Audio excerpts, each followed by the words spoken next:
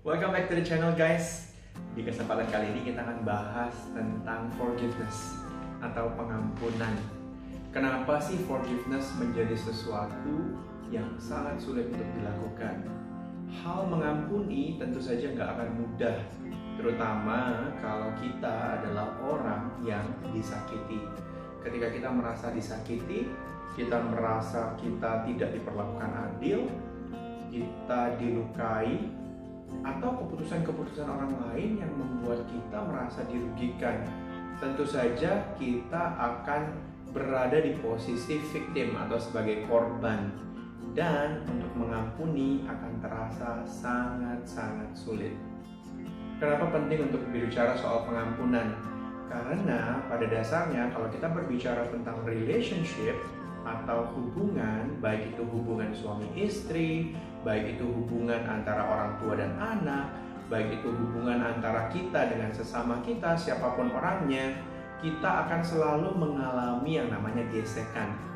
Gesekan itu nggak akan bisa dihindari dengan cara apapun, pasti akan ada gesekan. Bahkan orang yang paling dekat dengan kita adalah orang yang paling berpotensi untuk menyakiti kita. Nah, saya akan membagikan satu cerita. Cerita ini sederhana, cerita ini simple, tapi cerita ini menceritakan tentang inti dari pengampunan. Pada suatu hari, ada seorang hamba yang bekerja di kerajaan. Di dalam kerajaan itu, hamba ini berhutang sejumlah uang yang cukup banyak kepada sang raja. Katakanlah di dalam cerita ini dia berhutang sebanyak 500 juta rupiah. Nah, pada suatu hari sang raja meminta agar hamba ini mengembalikan semua hutang-hutang yang sudah dipinjam. Saat itu posisi hamba ini tidak memiliki uang sebanyak itu, dan dia belum bisa membayar hutang-hutangnya.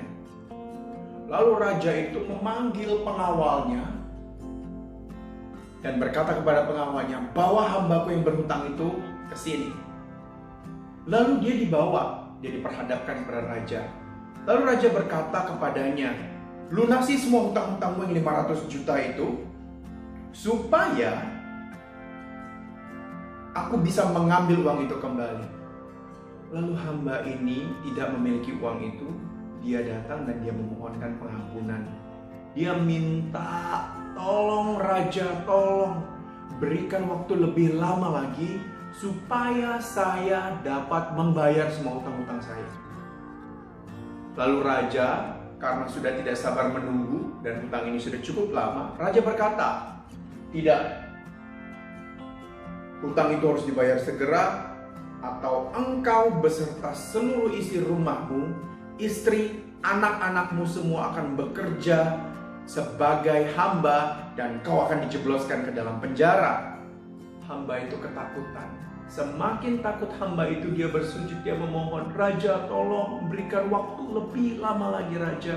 Berikan waktu lebih lama lagi agar aku mampu membayar semua hutang-hutangku." Lalu tergeraklah hati raja itu oleh belas kasihan. Ketika hati raja dipenuhi oleh belas kasihan, dia berkata kepada hamba itu, "Baiklah, seluruh hutang-hutangmu kuanggap lunas." Nah, menurut saudara, bagaimana perasaan hamba yang berhutang 500 juta itu? Dia merasa lega bahwa dia tidak harus masuk ke dalam penjara. Dia merasa lega semua hutang-hutangnya dilunasi atau dianggap anulir atau lunas. Dan dia paling lega bahwa keluarganya tidak harus menjadi hamba dari raja itu. Dia merasa sangat bersyukur dan dia merasa sangat senang. Nah, ceritanya tidak berhenti sampai di situ. Ketika dia keluar dari gerbang istana, dia menuruni anak tangga, dia lihat ada temannya. Hamba itu melihat ada temannya yang berhutang kepadanya. Di dalam cerita ini dia berhutang sebesar 5 juta rupiah. Apa yang dilakukan oleh seorang hamba ini yang baru saja dibebaskan hutangnya sebesar 500 juta rupiah ternyata mengejutkan.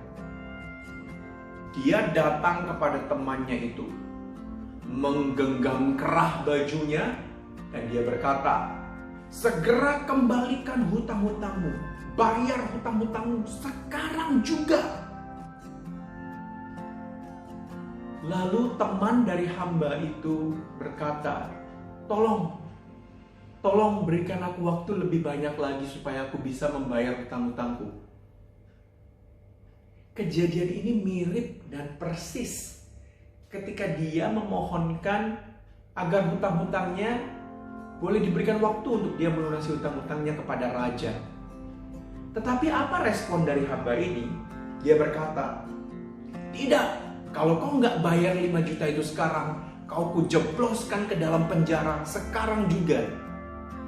Lalu ia menyeret temannya yang berhutang 5 juta rupiah itu untuk kemudian dijebloskan ke dalam penjara. Pengawal kerajaan yang berdiri di dekat pintu melihat, bukankah dia ini hamba yang baru saja hutangnya dianggap lunas oleh raja sebesar 500 juta rupiah? Bagaimana mungkin ia dapat memperlakukan temannya sedemikian? Lalu pengawal itu menghadap raja dan melapor. Ketika didengar oleh raja, datanglah raja dan memanggil hamba itu. "Apa yang kau lakukan barusan?" Lalu hamba itu dengan penuh rasa takut dia berkata, "Temanku berhutang 5 juta rupiah kepadaku. Dia tidak sanggup membayar, karena itu aku menjebloskan dia ke penjara."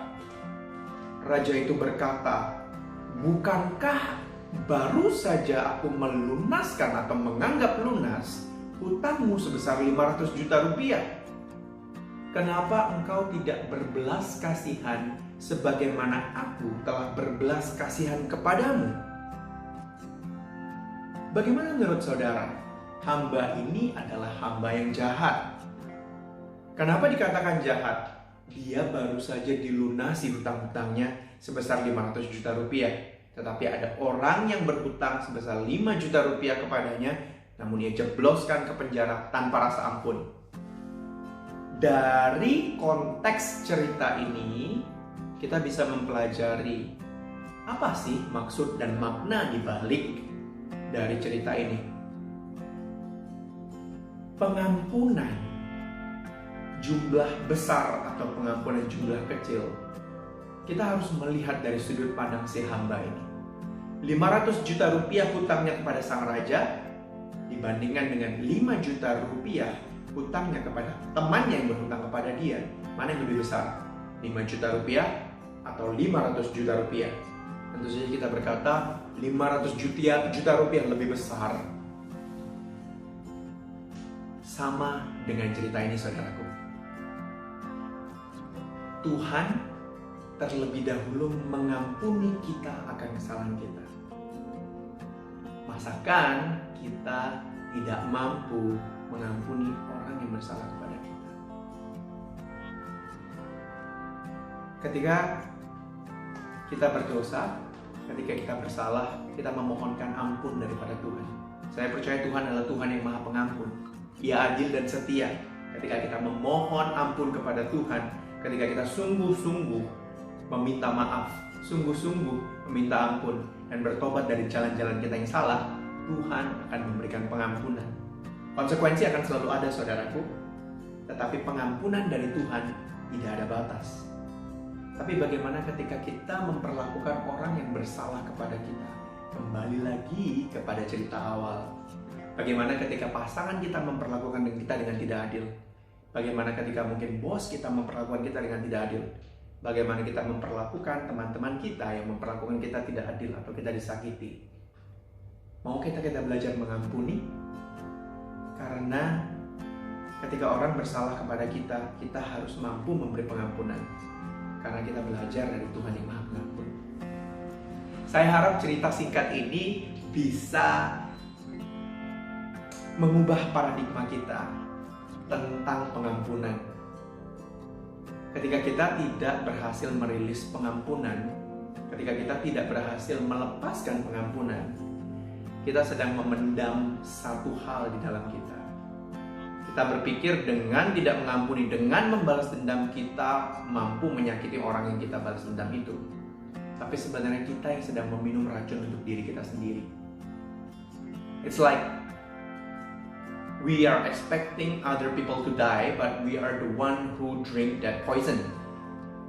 Kita meminum racun yang bernama kepahitan, kegeraman, kemarahan, dan balas dendam, dan kita berharap orang itu yang mati. Jawabannya tidak mungkin. Mari kita belajar dari cerita ini, dari konteks cerita ini, untuk mau belajar mengampuni. Saya harap video ini bisa memberkati. Saya harap video ini bisa memberikan satu pola pikir yang baru. Dan saya berdoa kiranya kita semua mampu belajar untuk mengampuni. Ketika kita berkata dengan kata-kata kita, aku memaafkan kamu, kadang itu tidak cukup, saudaraku. Kadang kita harus benar-benar really mean it from the heart. So, I'll see you on the next videos. Thank you for joining me. Have a blessed day. Bye.